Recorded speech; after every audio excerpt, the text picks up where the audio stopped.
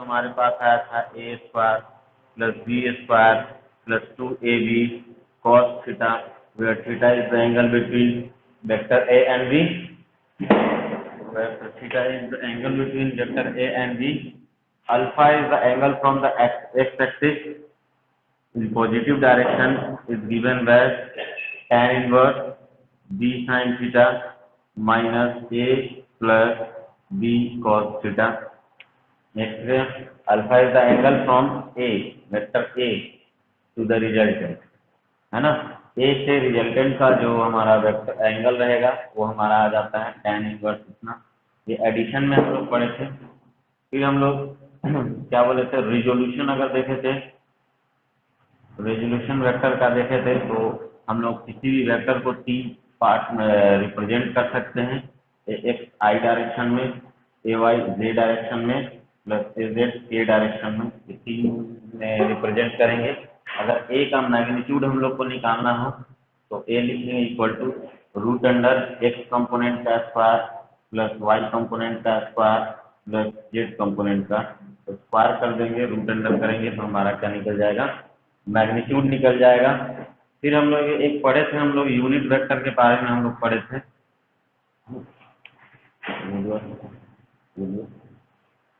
तो ये unit vector में के बारे में पढ़े थे कि यूनिट वेक्टर हम लोग क्या लेते हैं, जैसे हमारे पास वेक्टर ए है तो उसको लिखते हैं ए इंटू दिस, है ना।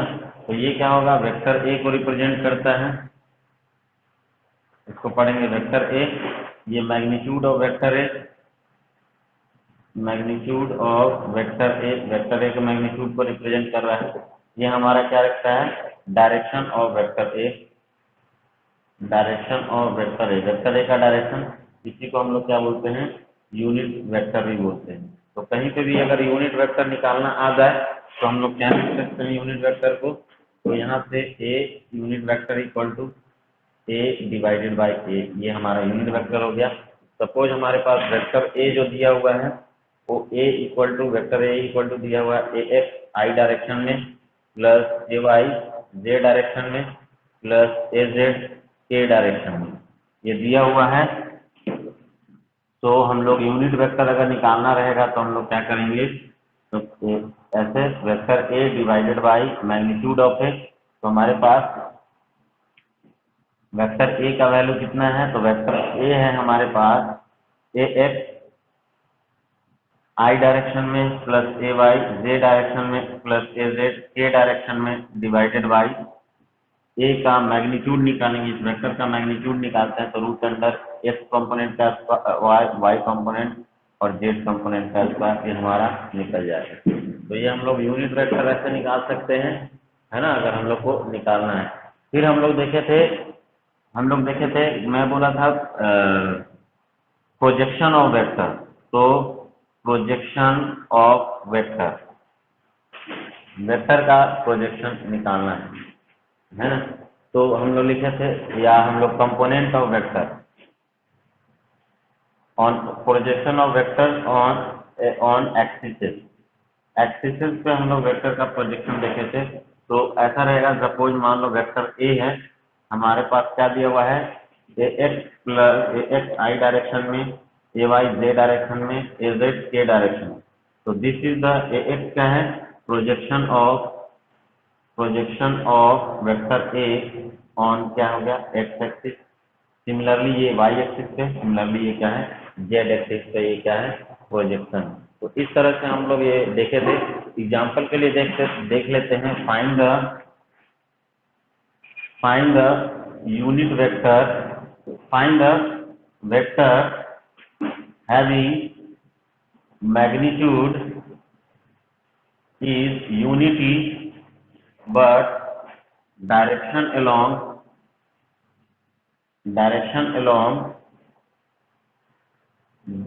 this वेक्टर ए, यानी वेक्टर ए हमारे पास दिया हुआ है 2i माइनस 4k, ये दिया हुआ हमारे पास वेक्टर दिया हुआ है ना। तो क्या निकालना है, एक ऐसा वेक्टर निकालना है जिसका मैग्नीट्यूड क्या हो, 1 हो और डायरेक्शन किसके लॉन्ग हो, ये हो। यहाँ पे देखो, ये एक यूनिट वेक्टर है ए, ए एक यूनिट वेक्टर है, यहाँ पे भी देखें ए एक यूनिट वेक्टर है। यूनिट वेक्टर कहने का मतलब इसका मैग्नीट्यूड क्या रहेगा, 1 रहेगा, है ना। मैग्नीट्यूड 1 रहेगा, लेकिन डायरेक्शन क्या रहेगा, हमेशा इस वेक्टर के तरफ रहेगा, ए वेक्टर के तरफ। तो हम लोग को यानी कि इसके तरफ इसके डायरेक्शन के तरफ के लॉन्ग अगर वेक्टर निकालना है तो हम लोग फिर से यहाँ पे यूनिट वेक्टर निकाल देंगे। वही हमारा क्या रहेगा, उसका मैग्नीट्यूड भी 1 रहेगा और डायरेक्शन ए के तरफ रहेगा। तो जब भी हम लोग को ऐसा स्टेटमेंट दिया रहेगा या डायरेक्ट लिखा रहेगा find the unit vector, find the unit vector लिखा रहेगा तो कोई दिक्कत नहीं, हम लोग तो ऐसे निकाल सकते हैं। लेकिन अगर दिया रहेगा find the vector having magnitude is unity and the direction along A is इतना, तो फिजिक्स में ऐसी क्वेश्चन रहता है, थोड़ा सा ट्विस्ट करके रहता है, घुमा के रहता है ना। डायरेक्ट क्वेश्चन नहीं रहेगा। डायरेक्ट दिया देना रहता है तो लिखता है क्या, find the unit vector of this, find the unit vector of this, ऐसा रहता है। तो इसको इस तरह से ना पूछ के यूनिट वेक्टर होता क्या है, तो डिफिनीशन से। तो find the vector having magnitude unity, मतलब वेक्टर का मैग्नीट्यूड यूनिटी हो गया बट डायरेक्शन इसके अलोंग, तो वही तो यूनिट वेक्टर का डिफिनीशन होता है।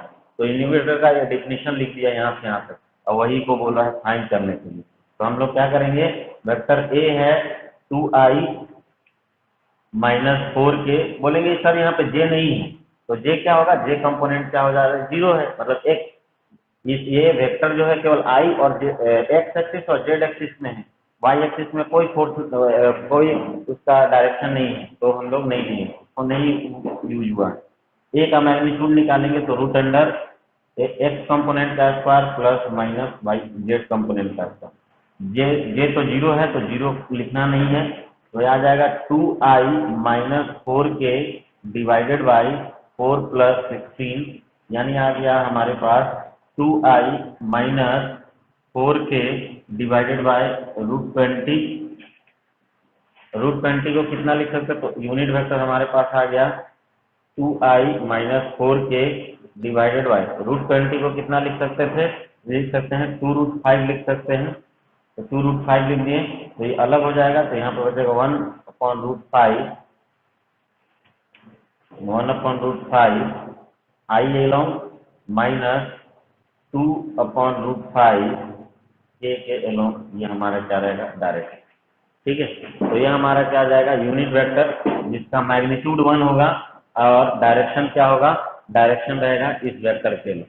ठीक है, तो ऐसे निकालें। बोलेंगे ये मैं सेटिस्फाइड नहीं हूँ इसका यूनिट वेक्टर, ये हम लोग यूनिट वेक्टर निकाले हैं तो यूनिट वेक्टर एरो कैप से रिप्रेजेंट करते हैं, है ना। तो बोलेंगे कि अरे इसका यूनिट वेक्टर तो मैग्नीट्यूड 1 होना चाहिए, चलो प्रूफ करके दिखाओ। तो हाँ, हम लोग प्रूफ कर देंगे, उसमें क्या दिक्कत है, तो चलो प्रूफ करते हैं। ए का मैग्नीट्यूड निकालते हैं। ए का मैग्नीट्यूड अगर निकालेंगे तो रूट अंडर आई कंपोनेंट का स्क्वायर 1/√5 का स्क्वायर और प्लस जे कंपोनेंट का स्क्वायर 2/√5 का स्क्वायर। तो देखो तो 1/√5 क्या हो, 1/5 प्लस ये क्या हो जाएगा 4/5, तो यहाँ से प्लस है ना यहाँ, तो ये आ जाएगा 5/5 रूट अंडर यानी 1। देखो यूनिटी आ गया ना, तो ये यूनिट वेक्टर है जिसका मैग्नीट्यूड 1 होगा और डायरेक्शन किसके अलोंग होगा, तो इस वेक्टर के तरफ होगा। ठीक है, तो इस पहला चीज मैं बता दूं कि हम लोग ट्रायंगल पढ़े हुए हैं ये, तो देखो अगर कोई भी एंगल, ये 37 डिग्री एंगल दिया हुआ है या 90 डिग्री एंगल है, राइट एंगल ट्रायंगल है, ये 37 डिग्री एंगल है, तो ये वाला एंगल क्या होगा, 53 डिग्री। और जब भी ये 53 डिग्री एंगल रहेगा तो इन दोनों साइड का रेशियो, इन दोनों साइड का रेशियो होगा 3:5, है ना। 53 3:5, छोटा वाला 3 और हाइपोटेनस बड़ा होता है तो 3/5 याद रखेंगे। ठीक है, तो 53 डिग्री एंगल दिया है तो ये क्या होगा, 3 या ये 5, ये 37 डिग्री है तो ये 5 हो गया, 3 हो गया, तो ऑटोमेटिकली ये 4 हो जाएगा, तो कोई दिक्कत नहीं है ना। तो अब देखो यहाँ पे अगर हम लोग को साइन 53 डिग्री निकालना है, साइन 53 डिग्री मतलब एंगल ये हो गया, तो ये परपेंडिकुलर होगा, परपेंडिकुलर अपन हाइपोटेनस तो 5 ही है ना। अगर कॉस 53 डिग्री निकालना है तो कॉस 53 डिग्री भी याद रखेंगे, क्या हो जाएगा, कॉस 53 डिग्री मतलब ये बेस हो जाएगा और ये हाइपोटेनस, तो 3/5। ठीक है, तो इसका वैल्यू हम लोग को हमेशा याद रहना चाहिए, है ना, क्योंकि हम लोग केवल 0 degree, 30 degree, 45 degree and 60 degree या 90 डिग्री ये सब का हम लोग वैल्यू हम लोग क्या रखते हैं, याद रखते हैं। ठीक है, लेकिन इसका क्या, ये हम लोग को बार बार यूज होगा। अब हम बोलेंगे साइन 37 डिग्री का वैल्यू निकालना है।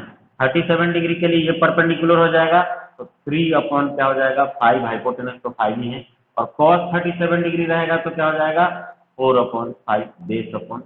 ये हम लोग को क्या रखना है, ये कैलकुलेशन के लिए हम लोग को याद रखना है, हमेशा याद रखना है। जैसे हमारे पास निकालना है find the resultant of vector, find the resultant of vector, vectors का है ना रिजल्टेंट निकालना है गिवन बिलो, जो गिवन दिया और नीचे दिया हुआ है। तो हमारे पास ऐसे वेक्टर दिया हुआ है, ये दिया हुआ है 5 मीटर, है ना, उसके बाद ये दिया हुआ है 3 मीटर, उसके बाद ये दिया हुआ है 2 मीटर, और ये एंगल दिया हुआ है, ये इतना एंगल बना रहा है, तो ये एंगल बना रहा है 37 डिग्री, है ना। तो इनका रिजल्टेंट निकालना है, इन तीनों वेक्टर का रिजल्टेंट निकालना है। मतलब हम लोग इसको बोल सकते हैं कि ऐसे क्या, ऐसे देखो, इसको क्वेश्चन को ऐसा डायरेक्ट दिया हुआ है, या क्वेश्चन को अगर थ्योरेटिकली दिया रहेगा तो कैसे दिया रहेगा, है ना, a man start to move in किस डायरेक्शन में, तो नॉर्थ ईस्ट डायरेक्शन। हाँ, एक डायरेक्शन मैं बताना भूल गया हूँ, फिर से मैं बता देता हूँ। देखो यहाँ पे ये बहुत इंपॉर्टेंट है, ये याद रखेंगे डायरेक्शन कैसे लेते हैं हमेशा, है ना। तो ये हमारा नॉर्थ होता है, इसको साउथ बोलते हैं, ईस्ट हो गया, और ये हमारा वेस्ट, ऐसे ही रहता है ना।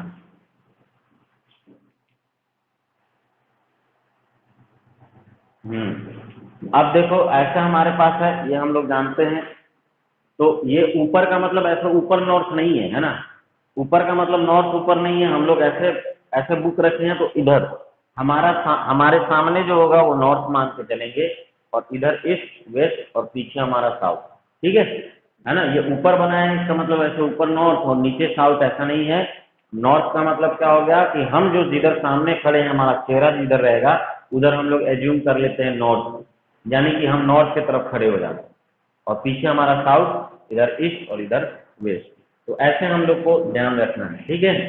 तो चलो हम लोग क्या किए कि इसको हम लोग नॉर्थ बोलते हैं, ईस्ट बोलते हैं, साउथ बोलते हैं, वेस्ट बोलते हैं। तो अब हम लोग को ये वाले एंगल को हम लोग क्या बोलेंगे, नॉर्थ ईस्ट बोलते हैं। पढ़ेंगे कैसे, नॉर्थ ऑफ ईस्ट, है ना। इसको क्या पढ़ेंगे, ये कितना डिग्री एंगल बना के, 45 डिग्री, ध्यान से रखना है। ये भी अगर 45 डिग्री एंगल बनाता है तो ये आ जाता है साउथ ईस्ट, तो इसको पढ़ेंगे साउथ ऑफ ईस्ट। ये एंगल अगर कोई से 45 डिग्री एंगल बनाता है तो ये दोनों 45 डिग्री, ये भी दोनों 45 ये दोनों 45, तो ये होगा साउथ वेस्ट। तो हम लोग क्या लिखेंगे, साउथ ऑफ वेस्ट। फिर ये भी अगर 45 डिग्री एंगल अगर बना के कोई जाता है इधर दोनों तरफ 45 डिग्री, तो इसको बोलते हैं नॉर्थ वेस्ट। तो पढ़ेंगे कैसे, नॉर्थ ऑफ वेस्ट। अब हम लोग कोई ले लेते हैं, चलो ये ठीक है। लेकिन अगर हम लोग यहाँ से ध्यान से देखो, अगर हम लोग कोई एंगल, ये नॉर्थ है, ये साउथ ईस्ट वेस्ट, अगर कोई हम लोग ये एंगल ले लिए हैं और यहाँ पे थीटा बोलेंगे, तो इसको पढ़ेंगे कैसे। तो थीटा को देखो कैसे पढ़ेंगे, तो थीटा इक्वल टू एंगल होगा, है ना। तो इसको बोलेंगे थीटा डिग्री, तो हम क्या बोलेंगे, इसको पढ़ेंगे थीटा डिग्री। ये नॉर्थ वेस्ट है ना, किससे एंगल बना रहा है, किससे एंगल बना रहा है, तो साउथ वेस्ट से बना रहा है, तो नॉर्थ वेस्ट ऐसे लिखेंगे। नॉर्थ वेस्ट करने का मतलब ये लिखेंगे north of west of west. इसका कहने का मतलब जो जिससे एंगल बनाएगा उसको बाद में रखते हैं ना। तो किससे एंगल बना रहा है, वेस्ट से एंगल बना रहा है, तो वेस्ट से एंगल कितना बना रहा है, किससे हो, नॉर्थ को। वेस्ट से किधर बना रहा है, नॉर्थ की, है ना। सपोज मैं यहाँ पे एंगल ले लिया, इसको मैं अल्फा लिख रहा हूँ, तो अल्फा डिग्री इसको क्या बोलेंगे, किधर है ये डायरेक्शन किधर है, तो देखो कहाँ से बन रहा है, ईस्ट से बन रहा है, तो ईस्ट को बाद में लिखेंगे। और किससे बन रहा है, साउथ से, तो साउथ, तो साउथ ऑफ ईस्ट, इसको पढ़ेंगे ऑफ ईस्ट। तो जिससे एंगल बनाया किससे ई से बना रहा है एंगल, और ये कितना साउथ की तरफ। वैसे ही अगर हम लोग किसका बात करें, ये वाला एंगल का बात करें तो ये हमारा एंगल है 90 डिग्री माइनस थीटा। तो 90 डिग्री माइनस थीटा ये एंगल है, इसको हम लोग बोलेंगे वेस्ट ऑफ नॉर्थ। तो 90 डिग्री एंगल थीटा ऐसे बनाएगा, वो किधर से बना रहा है, west of north. West of north मतलब क्या हो गया, नॉर्थ से बना रहा है किस डायरेक्शन में, वेस्ट की ओर। ठीक है, तो उल्टा हम लोग पढ़ते हैं, नॉर्थ जिससे एंगल बनाता है तो लास्ट में, और ये समझ में आया। तो ऐसे हम लोग लिखते हैं। वैसे ये 90 माइनस अल्फा है, तो ये अगर 90 माइनस अल्फा अगर इधर लेंगे तो इसको लिखेंगे ईस्ट ऑफ साउथ, है ना। जिससे एंगल बनाएगा उसको हम लोग क्या लिखते हैं, उसको लास्ट में लिखते हैं, है ना। तो ये हमेशा क्या रखना है, ध्यान रखना है एंगल का, ये एंगल बहुत जरूरी है। ठीक है, तो हमारे पास क्वेश्चन है find the resultant of a vector given, दिया हुआ है तो इसका रिजल्टेंट निकालना है। तो देखो रिजल्टेंट निकालने के लिए हम लोग सबसे पहले करेंगे क्या, जैसे ही ये सब हम लोग को वेक्टर दिखेगा ना, 4-5 वेक्टर ऐसा दिखा रहेगा, तो मैं क्या बता रहा था कि एक क्वेश्चन इसमें क्या दिया रहेगा, एक क्वेश्चन दिया रहेगा कि a person moving 37 degree 5 metre along 37 degree north east direction, है ना। कितना 5 मीटर जा रहा है, कितना नॉर्थ ईस्ट डायरेक्शन, मतलब ईस्ट से नॉर्थ की तरफ कितना एंगल बना रहा है, 37 डिग्री, है ना। और कितना मूव किया, 5 metre. Then move move move toward east, east के तरफ अबाउट 3 मीटर, 3 मीटर फिर ईस्ट के तरफ मूव कर गया, है ना। फिर बोलेगा then it take turn 90 degree along north, है ना, नॉर्थ ऑफ 2 मीटर, 2 मीटर की तरफ चला गया। तो find the displacement of the displacement of the person, person का डिस्प्लेसमेंट निकालना है। यहाँ से यहाँ तक गया तो डिस्प्लेसमेंट कितना निकलेगा। तो डिस्प्लेसमेंट हमारा क्या होता है, अगर डिस्टेंस पूछेगा तो डिस्टेंस हम लोग डायरेक्ट निकाल देंगे। डिस्टेंस क्या होता है, तो स्केलर क्वांटिटी होता है, सबको जोड़ देंगे। 5 + 3 + 2 कितना हो गया, 10 मीटर हुआ, है ना। लेकिन डिस्प्लेसमेंट पूछेगा तो बोलेंगे नहीं, ऐसा हम लोग क्या कर रहे हैं, नहीं करेंगे। तो डिस्प्लेसमेंट के लिए जो हम लोग को करना क्या है, तो सबसे पहले हम लोग को एक एक्सिस बनाना है, x axis y axis, origin बनाना है। उस ओरिजिन पे सब वेक्टर को शिफ्ट कर देना है, जितने वेक्टर है वो सबको क्या कर देंगे, इसी पॉइंट पे हम लोग शिफ्ट कर देंगे। तो चलो पहला वेक्टर हम लोग लिखिए 5 मीटर, क्योंकि हम लोग we can shift the vector parallelly, तो पैरेलली शिफ्ट कर दिए 5 मीटर। ये एंगल कितना हो गया, 37 डिग्री। फिर ये क्या हो गया, ये 3 मीटर इधर आ गया, तो 3 मीटर हम लोग इस डायरेक्शन में ले। ऊपर कितना है, 2 मीटर है, तो ये हम लोग देखो यहाँ पे हमारे पास आ गया इस तरह से। अब हम लोग जानते हैं कि कोई भी वेक्टर को दो कंपोनेंट में हम लोग क्या कर सकते हैं, डिस्ट्रीब्यूट कर सकते हैं। तो चलो हम लोग कंपोनेंट में इसको डिस्ट्रीब्यूट करेंगे। तो सबसे पहले हमारे पास क्या है, एक्स एक्सिस वाई एक्सिस की तरफ 2 मीटर है, तो इसको जरूरत नहीं है। ये क्या है हमारा, एक्स एक्सिस की तरफ 3 मीटर है, और ये जो है ना वो हम लोग को 37 डिग्री दिया हुआ है 5। तो 5 को इधर एक्स के बेस की तरफ देखेंगे तो 5 यहाँ पे आ जाएगा 5 cos 37 डिग्री, और एक कंपोनेंट आ जाएगा ऊपर 5 sin, क्या हो गया 37 डिग्री। दो कंपोनेंट में बांटते हैं, नीचे cos और इधर क्या हो जाता है sin। तो 5 cos 37 डिग्री, ये क्या होगा 5 sin 37 डिग्री। अब हम लोग देखते हैं net force along x axis, net force along x axis देखते हैं। एक्स एक्सिस की तरफ कितना आ गया है, मैग्नीट्यूड अगर देखेंगे तो 3 + 5 cos 37 डिग्री। तो 3 का 3 रहने दिए, 5 और cos 37 डिग्री का वैल्यू कितना होता है, 4/5। कैंसल हो गया, कितना आ गया, 7 मीटर आया हमारे पास, है ना, एक्स एक्सिस। वैसे ही वाई के एक्सिस निकालेंगे तो 2 है, और +5 sin 37 डिग्री। बोलेंगे सर इसको जोड़ कैसे दिए, तो देखो जो हम लोग कल पढ़े, पिछले क्लास में पढ़े थे, दो वेक्टर के बीच में एंगल अगर जीरो हो, दो वेक्टर के बीच में एंगल अगर जीरो हो तो डायरेक्ट हम लोग जोड़ देते हैं, a + b आता है ना, जो मैक्सिमम रिजल्टेंट आता है। तो दोनों के बीच में एंगल जीरो है तो डायरेक्ट हम लोग जोड़ देंगे, डायरेक्ट जोड़ देंगे, है ना। दोनों के बीच में एंगल अगर जीरो है, मतलब सेम डायरेक्शन में है, तो डायरेक्ट ऐड कर देंगे, तो डायरेक्ट ऐड कर दिए हम। ठीक है, तो हमारे पास यहाँ आया 2 + sin 37 डिग्री, और sin 37 डिग्री का वैल्यू 3/5 होता है। तो ये 5 क्या हो गया, कैंसिल, और ये आया 5 मीटर। ठीक है, अब हम लोग रिजल्टेंट निकालेंगे आर, तो आर हो जाएगा एक्स आई डायरेक्शन में प्लस ए वाई क्या हो गया, जे डायरेक्शन में। मतलब एक आई डायरेक्शन में और जे डायरेक्शन में, तो दोनों को लिख दिए। तो हमारे पास रिजल्टेंट जो आ गया वो आ गया ए एक्स है 7 आई डायरेक्शन में प्लस 5 क्या हो गया, ये डायरेक्शन में। तो ये हमारा वेक्टर निकल गया, उसका रिजल्टेंट निकाले हैं। तो अब हम लोग को क्या निकालना है, मैग्नीट्यूड निकालना है। तो मैग्नीट्यूड होता है x कंपोनेंट का स्क्वायर प्लस y कंपोनेंट का स्क्वायर। तो रूट अंडर x कंपोनेंट का स्क्वायर प्लस y कंपोनेंट का स्क्वायर, 49 प्लस 25, तो ये आ जाएगा कितना, 64 शायद आएगा क्या, 74।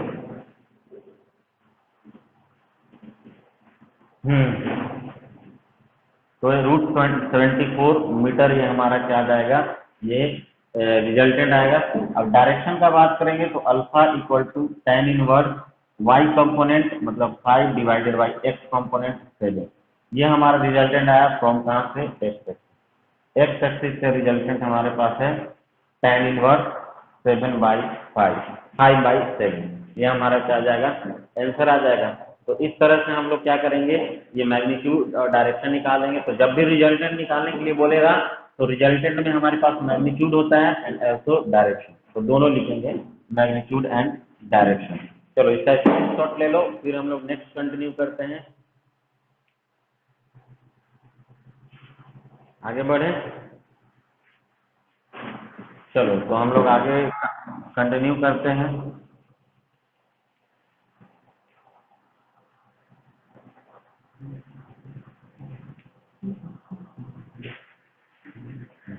फिर से हम लोग का रिजल्टेंट निकालना है, फाइंड द वैल्यू ऑफ, है ना, ओ ए, या resultant find the magnitude of O A plus O B minus O C, है ना। तो O A plus O B minus O C है क्या, तो देखो हमारा ये एक्स एक्सिस है, वाई एक्सिस है ना। ये हमारा ओ है, ओरिजिन को ओ ले लिए हैं, ये ए दिया हुआ है वेक्टर, तो ओ ए वेक्टर हो गया, है ना।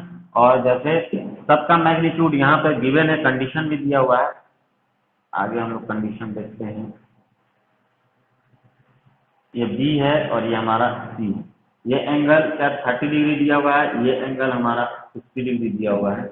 और गिवन है कि magnitude of O A equal to magnitude of O B equal to magnitude of O C. तो हम लोग को ये क्या निकालना है, इसका मैग्नीट्यूड निकालना है कि इसका वैल्यू निकालना है ना। तो हम लोग को ऐसे वेक्टर को जोड़ना है, ओ ए होना चाहिए, ओ बी होना चाहिए, ओ सी का माइनस होना चाहिए, है ना। तो सबसे पहले हम लोग क्या करेंगे, हम लोग का ये 45 डिग्री एंगल दिया हुआ है, ठीक है। तो सबसे पहले इसको हम लोग इसके फॉर्म में अरेंज करते हैं। तो चलो अरेंज कर लेते हैं। हमारे पास ओ ए तो हमारा फिक्स है, ओ ए हमारे पास ये है ओ ए, ये 45 डिग्री। तो ओ ए ये सबका मैग्नीट्यूड हम लोग मान लेते हैं ए है, गिवन है कि सबका मैग्नीट्यूड सेम है, ये हमारे पास गिवन है। तो हम लोग मान लेते हैं ए मैग्नीट्यूड है दिया हुआ है, सबका ए मैग्नीट्यूड दिया हुआ है, तो ए हम लोग मान लिए। ओ ए है 45 डिग्री पे। अगर ओ सी निकालेंगे तो देखो ये 30 डिग्री, अगर ये इधर बनाएंगे तो ये किससे, इसका एंगल 30 डिग्री एंगल बनाएगा। तो ये हमारा क्या आ जाएगा, ओ सी आ जाएगा यहाँ पे 30 डिग्री एंगल। चलो आगे बढ़ते हैं। ये हमारे पास ओ बी है, ओ बी पहले से दिया हुआ है 30 डिग्री। तो ये हमारा आ गया माइनस ओ सी, ये हमारा जो आएगा माइनस ओ सी, ये क्या हमारा सी डैश ले लेते हैं। तो हमारा ये माइनस ओ सी आ गया, ओ सी ऐसे था, इसका जस्ट वर्टिकली अपोजिट डायरेक्शन ले लेंगे तो माइनस ओ सी आ जाएगा।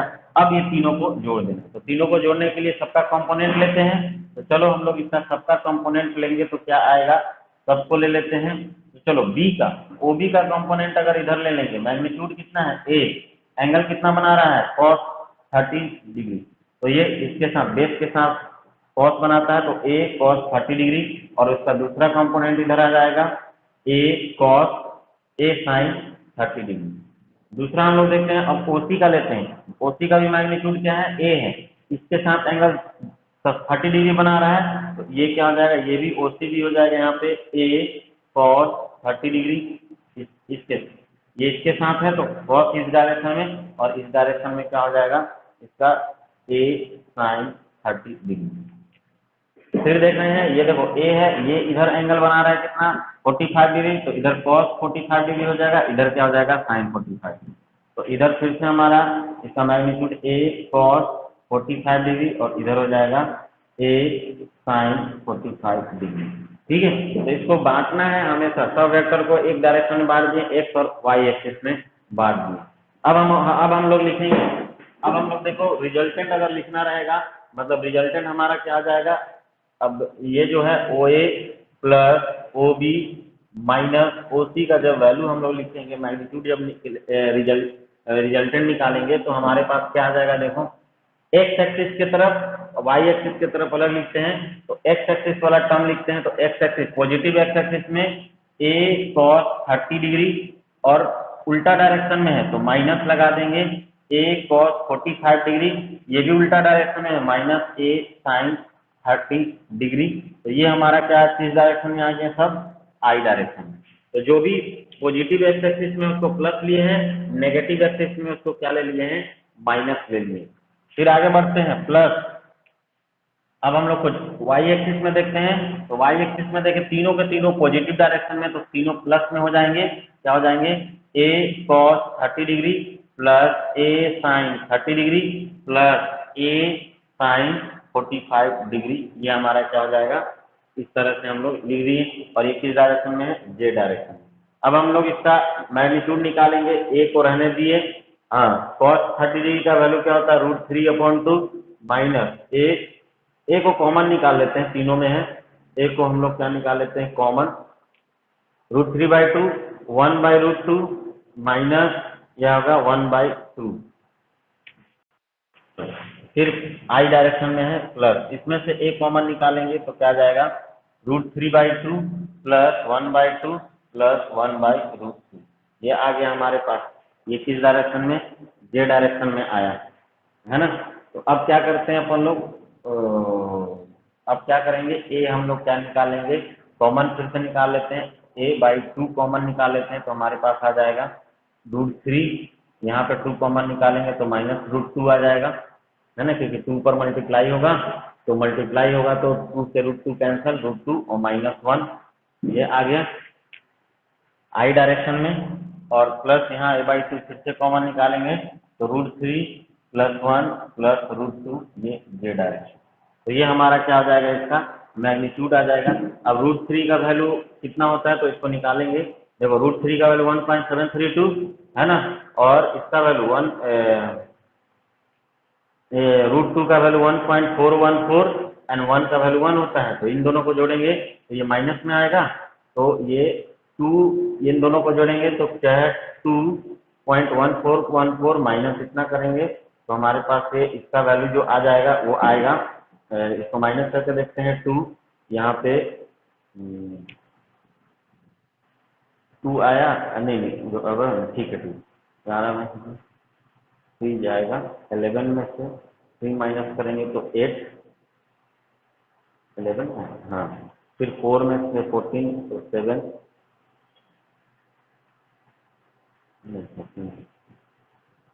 6 आ गया, इतना 0.8 माइनस में आएगा तो 0.86, तो हमारे पास इतना, इसको 2 से डिवाइड कर, ये 2 है तो आया 0. इसको करना है अपना सोल्व, जैसे मल्टीप्लाई करके सोल्व कर देंगे तो ठीक है, नहीं तो ऐसे भी छोड़ देंगे, कोई दिक्कत नहीं। तो ऐसे हम लोग मल्टीप्लाई डिवाइड करेंगे, तो यहाँ पे यूज आया √3 का वैल्यू 1.732 और इसका वैल्यू 1.414, वैसे करके हम लोग क्या करेंगे, यूज करेंगे, ऐसे डिवाइड कर देंगे, हमारा क्या आ जाएगा, आंसर आ जाएगा। तो इसी तरह से हम लोग क्या करते हैं, बनाते हैं, ठीक है। बाकी क्वेश्चन किसी भी तरह से आएगा, अलग अलग भी वेक्टर, ये देखो एक साथ दिया हुआ था, मान लो हम लोग को क्या किया कि वेक्टर अलग अलग दिया है, ऐसे दिया लाइन पे, एक इधर दिया है, एक इधर दिया है, एक ऐसे दिया है, एक ऐसे दिया है, डरना नहीं है, सबको एक पॉइंट पे ले आना है, या नहीं तो नहीं भी लाओगे तो क्या करेंगे, एक्स एक्सिस और वाई एक्सिस में सबको बांट देना, सबको, ये तो पहले से वाई एक्सिस में बांटने का जरूरत नहीं है, ये एक्सिस सबको बांट देना, और वाई वाले को सबको एक साथ लिख देना है और एक्स वाले सबको एक साथ लिख देना है, ठीक है, और उनको क्या कर देना है, इस फॉर्म में लिख देना है, ax + ay के फॉर्म में, ऐसे आ जाएगा हमारा आंसर। और रिजल्टेंट निकालने के लिए, और angle I y component divided by x component tan inverse हमारा एंगल आ जाएगा, ठीक है। तो हर बार हम लोग क्या करेंगे ऐसे ही, तो डिफरेंट वेक्टर दिया रहेगा तो अलग अलग भी दिया रहेगा तो हम लोग कंपोनेंट में बांट लेंगे, उसको बनाएंगे, ठीक है। एससी वर्मा सब रखे हैं क्या, एससी वर्मा, चलो मैं फोटो भेज दूंगा, उसको बनाने की कोशिश करना है ना, ये बहुत बेहतरीन बुक है, उसको बनाने की कोशिश करना है। और खासकर क्वेश्चन नंबर मतलब 5 जो है ना उसको बनाना है। मैं 5 क्वेश्चन नंबर दूंगा, उसको बनाना है। ठीक है, अब हम लोग बात करते हैं एडिशन ऑफ वेक्टर के बारे में फिर से। जब हमारा वेक्टर कैसे आई जे और के फॉर्म में दिया रहेगा तब हम लोग एडिशन कैसे निकालते हैं उसको थोड़ा हम लोग देख लेते हैं।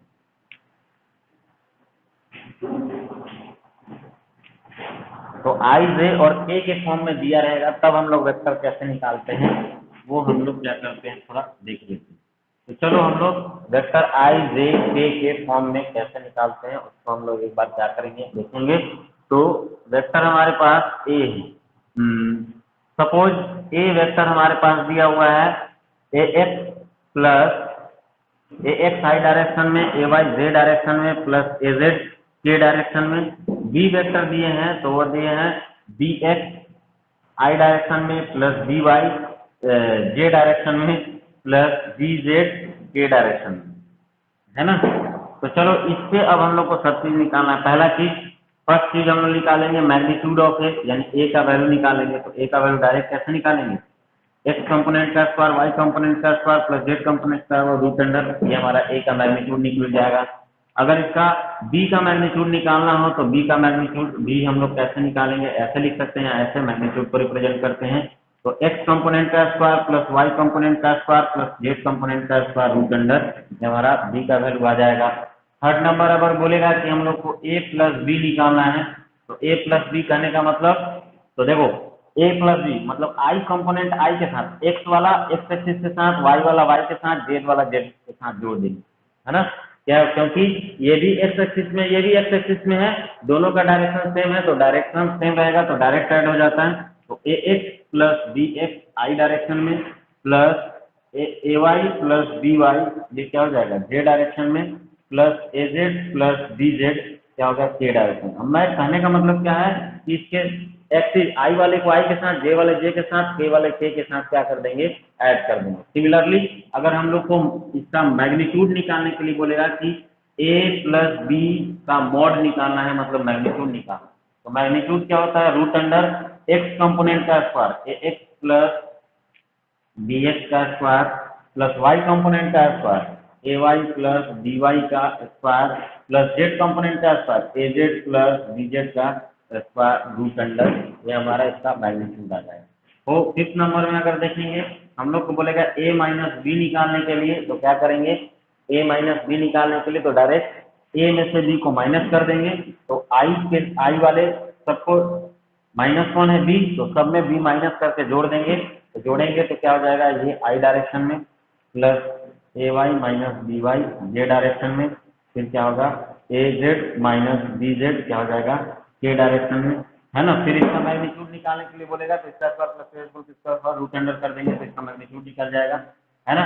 फिर हमारे पास दिया रहेगा वेक्टर ए प्लस 3b दिया रहेगा, तो हम लोग क्या करेंगे फिर से b में 3 मल्टीप्लाई करके a से ऐड कर देना है। तो ए x plus 3b x i direction में प्लस क्या हो जाएगा ए Y plus 3b Y j direction में plus a Z plus 3b Z क्या हो जाएगा के डायरेक्शन में, ऐसे हम लोग को ऐड करना है। अब इसका रिजल्टेंट निकालने के लिए मैग्नीट्यूड निकालने के लिए बोलेगा तो रूट अंडर एक्स कंपोनेंट का स्क्वायर वाई कंपोनेंट का स्क्वायर प्लस जेड कंपोनेंट का स्क्वायर, ये हमारा क्या जाएगा इसका मैग्नीट्यूड आ जाएगा, है ना, रूट अंडर कर देंगे। तो ये हमारा ऐसा है, अगर ऐसे वेक्टर में दिया रहेगा तो हम लोग को इस तरह से बनाएंगे। जैसे एग्जांपल के लिए हमारे पास a इक्वल टू दिया हुआ है 2i प्लस 5j, है ना, और b हमारे पास वेक्टर दिया हुआ है -2ji और प्लस 7k ऐसे दिया हुआ है ना। अब बोलेगा कि चलो अब हम लोग को क्या निकालना है a प्लस बी निकालना है।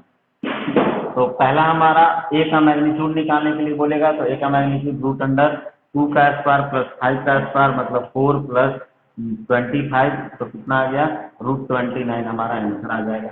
सेकेंड नंबर में b का मैग्नीट्यूड निकालने के लिए बोलेगा तो b का मैग्नीट्यूड कैसे निकालेंगे रूट अंडर 2 का स्क्वायर प्लस 5 का स्क्वायर इक्वल टू क्या हो गया 4 प्लस 25 रूट अंडर, तो कितना आ जाएगा बस ये क्या है आई के डायरेक्शन में, ये क्या है जेड के डायरेक्शन में, तो आई बी हुआ ना, तो बी का वैल्यू -1 है, तो -1 का स्क्वायर प्लस 7 का स्क्वायर, -1 का स्क्वायर और ये क्या है 7 का स्क्वायर।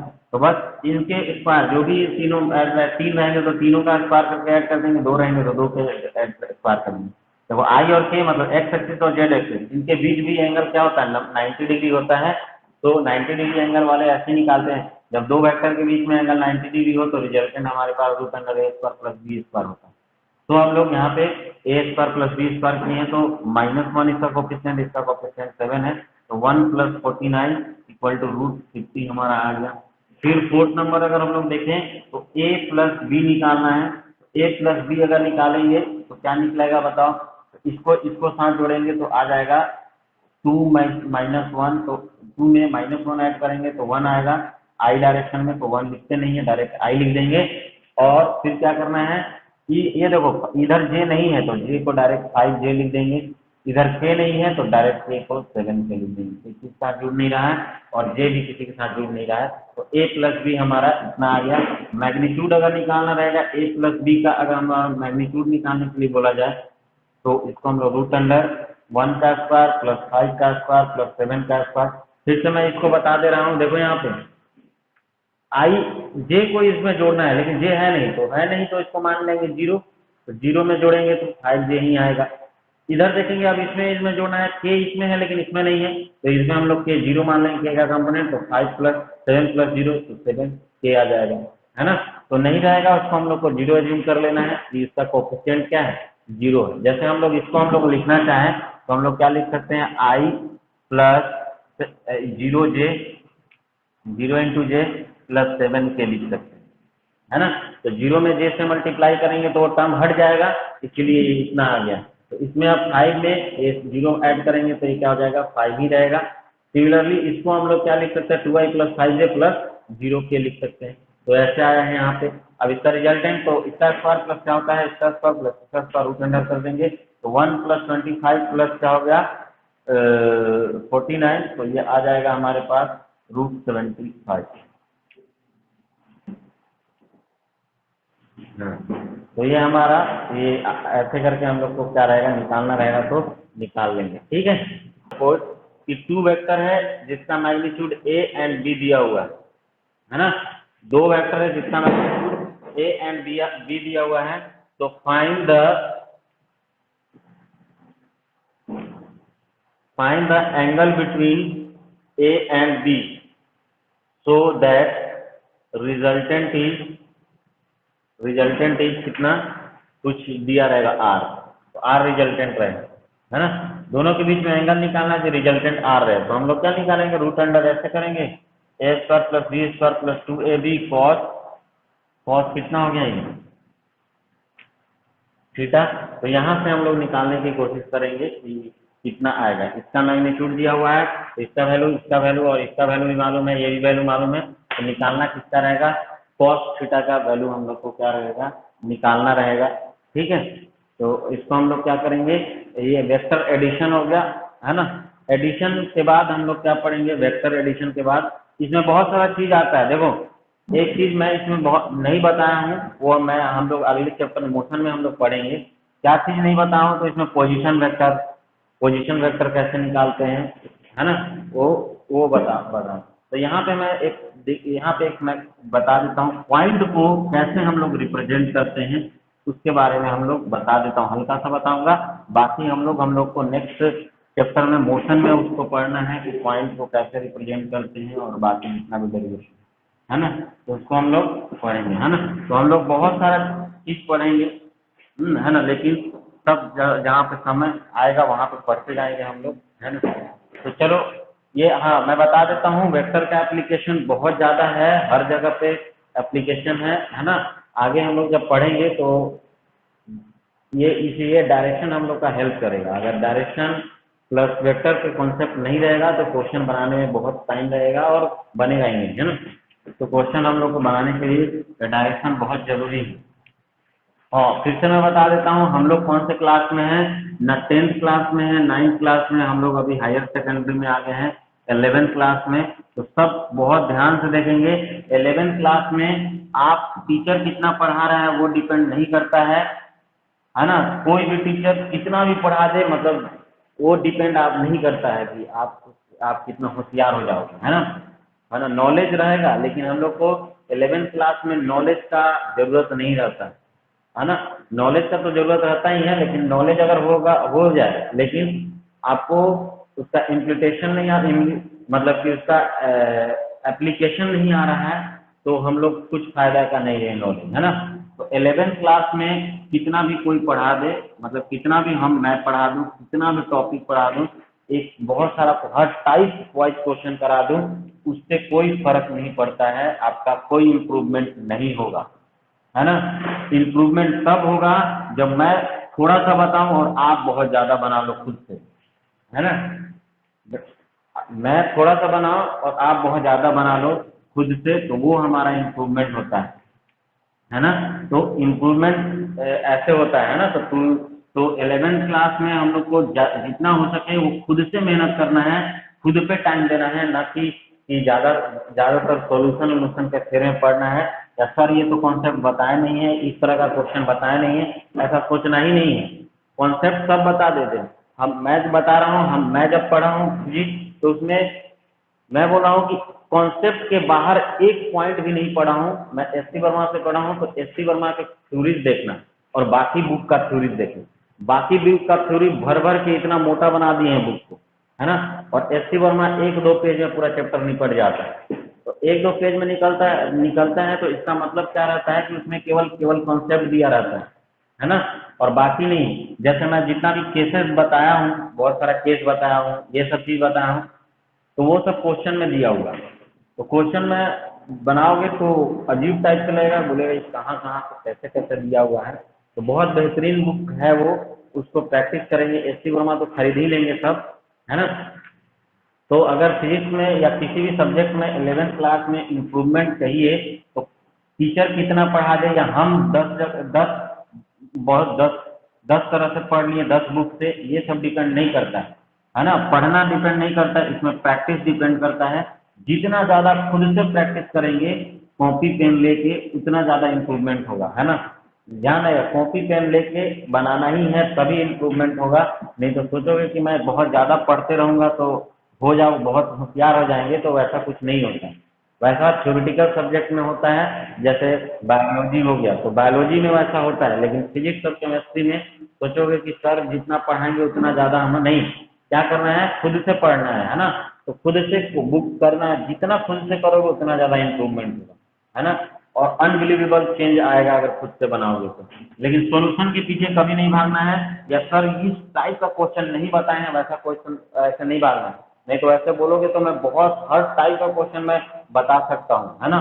नहीं तो तुम देख लेना, कोई भी दुनिया कोई भी बुक से ला के देखना, मैं कैसे फट से बना दूंगा क्वेश्चन, है ना। लेकिन वही रहेगा कि वो तुम में आएगा कब, वो तुम कैसे बना पाओगे। जैसे मैं बना पा रहा हूँ, तो एक ही उसका उपाय है कि अगर क्वेश्चन को खुद से ट्राई करेंगे। हाँ मैं बता दूं, फिजिक्स अगर बनाएंगे तो पहली बार हो सके कि नहीं बनेगा क्वेश्चन, समझ ही में नहीं आएगा, तो उसको बार बार समझने की कोशिश करेंगे, फिर नहीं बनेगा क्वेश्चन। एक बार नहीं बना, दूसरा बार ट्राई करेंगे, दूसरा बार नहीं, तीसरा बार, चौथा बार, ऐसे करते करते पूरा रेंडमली ट्राई करते रहेंगे, जब तक नहीं बनेगा छोड़ेंगे नहीं, है ना। और लास्ट में बनेगा ही, क्योंकि क्वेश्चन हमारे लिए ही दिया रहता है, टीचर के लिए सॉल्व करने के लिए नहीं दिया रहता है, वो स्टूडेंट के सॉल्व के लिए दिया रहता है। तो और सॉल्यूशन देखने के लिए नहीं दिया रहता है। तो क्वेश्चन दिया रहता है कि आप पढ़ लिए हैं तो आप बना सकते हैं, है ना। तो बना सकते हैं तो बनाओ, है ना। ये सॉल्यूशन ना देखें ना, टीचर दिया है नहीं टीचर ये नहीं बताए हैं ऐसे नहीं, है ना। खुद से जितना मेहनत करोगे तभी हो पाएगा। अगर नहीं करोगे खुद से, सोचोगे कि अरे ये कॉन्सेप्ट तो नहीं है, ये वाला चीज तो, इस टाइप का क्वेश्चन नहीं बताए, देखो तो टाइप का क्वेश्चन पे रहोगे तो कभी भी इम्प्रूवमेंट नहीं हो पाएगा, है ना। एग्जामिनेशन में जो क्वेश्चन नहीं बन पाएगा, है ना। तो ऐसा हमारे दिमाग में रहना चाहिए कि कॉन्सेप्ट एक बार कोई भी चीज पढ़ ले तो किसी भी टाइप का क्वेश्चन हो वो बन जाए। तो हमारे पास यही मंथ है, जो मई हो गया और जून हो गया, तो जितने भी बच्चे होशियार बच्चे होते हैं वो सबका इम्प्रूवमेंट इसी मंथ में होता है, अप्रैल मई जून में, 10th 11th में, है ना। इसमें क्या करते हैं, इनका ओपन माइंड रहता है, हर का ये रहता है 10th के बाद हम लोग हायर सेकेंडरी में आ गए, कुछ करना है कुछ करना है कुछ करना है, ऐसे करके हमारे दिमाग में रहता है। तो उससे हमारा दिमाग किसी भी चीज को जल्दी से कैच करता है ना। तो इस समय का बहुत ज्यादा यूज करना है हम लोग को, बहुत ज्यादा खुद से प्रैक्टिस करना है, सॉल्यूशन के पीछे नहीं भागना है। मैं बार बार बता रहा हूँ, क्योंकि सॉल्यूशन के पीछे भागोगे कि सर इस टाइप का नहीं बताया है या मैं इस टाइप का क्वेश्चन बुक में नहीं देख रहा हूँ एग्जाम्पल, नहीं बनेगा, है ना। तो इसको क्या करना है, ट्राई क्या करना है, खुद से क्वेश्चन खुद से, है ना। जितने भी फिजिक्स बनाने वाले होते हैं, बहुत अच्छे फिजिक्स बनाते हैं, वो एक ही क्वेश्चन पे बहुत देर तक, मैं रात रात भर लग जाते हैं, नहीं बनता है, फिर भी वो बनाते हैं और बन ही जाता है लास्ट में। तो बनाओगे तो बनेगा ही, ये नहीं कि एक बार बनाया नहीं बना, 2 बार नहीं बना, 3 बार नहीं बना। अगर हम लोग उसमें कॉन्सेप्ट जानते हैं, अगर हम लोग एडिशन जानते हैं, एडिशन करने के लिए दिया हुआ है, तो हमसे बस खाली हमारा क्या है कि सोचने का तरीका करना है ना, सीखना है सोचते कैसे हैं। तो सोचने सीखेंगे तभी जब हम लोग प्रैक्टिस करेंगे, प्रैक्टिकली करेंगे, ठीक है। तो हो सके ज़्यादा से ज़्यादा हम लोग को क्या करना है, टाइम देना है, तब हम लोग क्या कर पाएंगे, तो बना पाएंगे, ठीक है। तो हम लोग आगे नेक्स्ट क्लास में हम लोग पढ़ेंगे, क्वेश्चन मैं भेज दूंगा, उसको ट्राई करना है, तो नहीं बनेगा तो मैं तो बनाऊंगा ही, बताऊंगा ही,